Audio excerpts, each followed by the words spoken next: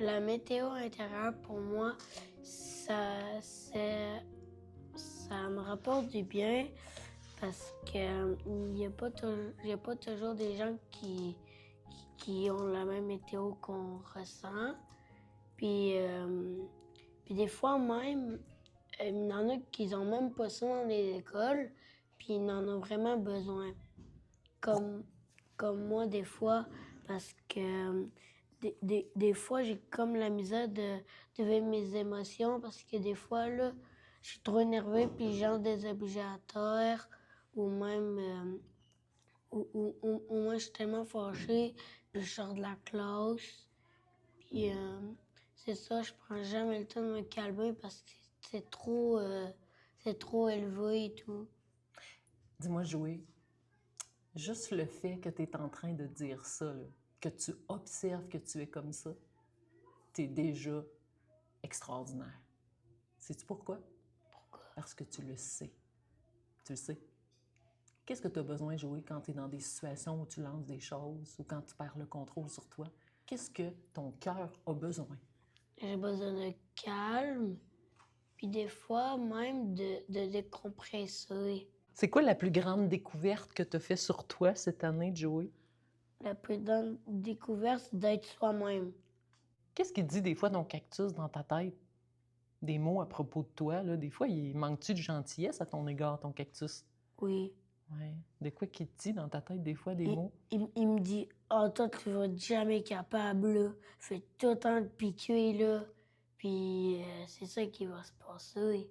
C'est ça qu'il me dit dans ma tête. Qu'est-ce que ça te fait réagir dans ta météo intérieure quand il te dit des choses comme ça? Quelle météo ça fait naître en toi?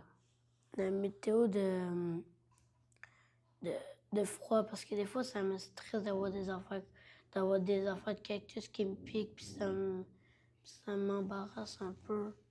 Puis en plus, il faut que tu saches, Joey, que ce petit cactus-là en dedans, c'est comme si c'était un petit bébé qui est en dedans de toi, puis il a juste besoin que tu en prennes soin. Oui. Il veut te faire peur parce qu'il veut que tu prennes soin de lui. Qu'est-ce que tu as besoin quand tu te dis des mots pas gentils comme ça à ton égard?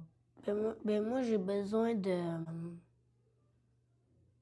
toucher quelque chose pour pour m'enlever le cactus.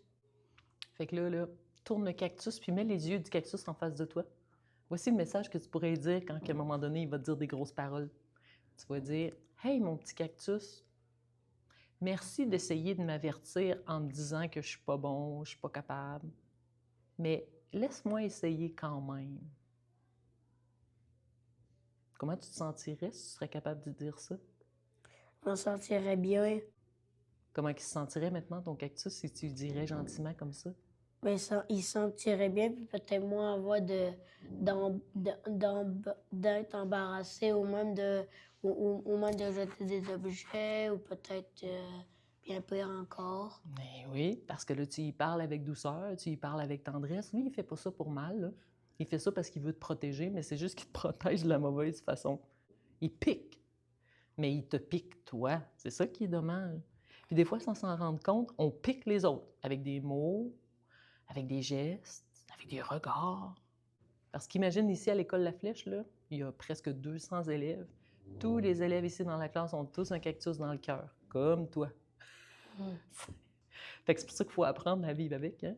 Puis il faut toujours croire en son cœur, jamais croire en son cactus. Que si tu crois dans ton cactus, ben ça va faire des petits picots, puis tu vas jamais arrêter de dire la même affaire à chaque fois. Puis si tu prends l'option du cœur, ben tu vas toujours te dire, je suis bien comme ça. Tu vas me dire, c'est pas grave, je suis unique, c'est mieux d'être unique que comme les autres.